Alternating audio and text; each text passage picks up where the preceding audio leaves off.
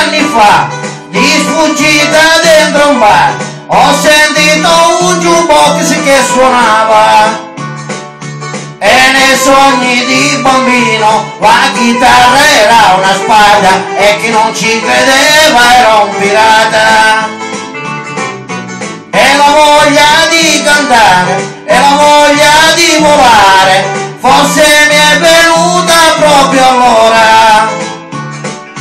Forse è stata una pazzia, però è l'unica maniera di dire sempre quello che mi va. Non potrò mai diventare direttore generale delle poste o delle ferrovie.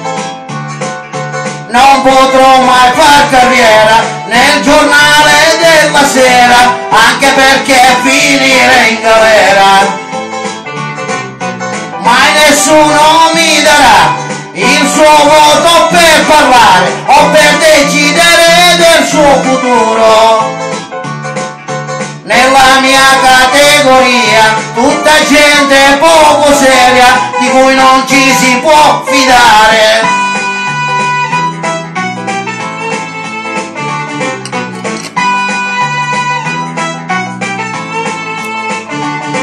Quanta invece che scienziati, che dottori, che avvocati, che folla di ministri e deputati. Pensa che in questo momento, proprio mentre io sto cantando, stanno seriamente lavorando per i dubbi e le domande che ti assillano la mente. Va da loro e non ti preoccupare, sono a tua disposizione, sempre senza esitazione, loro ti risponderanno.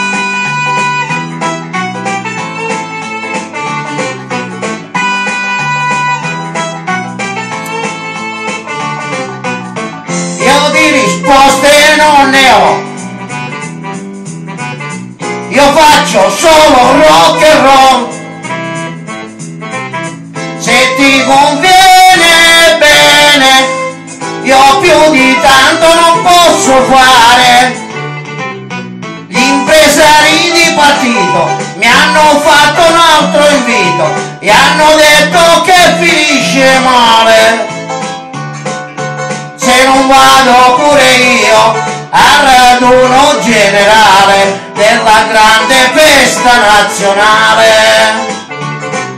Hanno detto che non posso rifiutarmi proprio adesso, che anche loro devo il mio successo, che son pazzo ed incosciente, sono un riconoscente, un sovversivo, un mezzo criminale. Ma che ci volete fare? Non vi sembrerò normale, ma è l'istinto che mi fa volare. Non c'è gioco né finzione, perché l'unica illusione è quella della realtà della ragione. Però quelli in malafede, sempre a caccia delle streghe, dicono non è una cosa seria. È così, e se vi pare, ma lasciatemi sfogare, non mettetemi alle strette, o con quanto fiato in gola vi urlerò, non c'è paura, ma che politica, che cultura, sono solo canzonette, non mettetemi alle strette, sono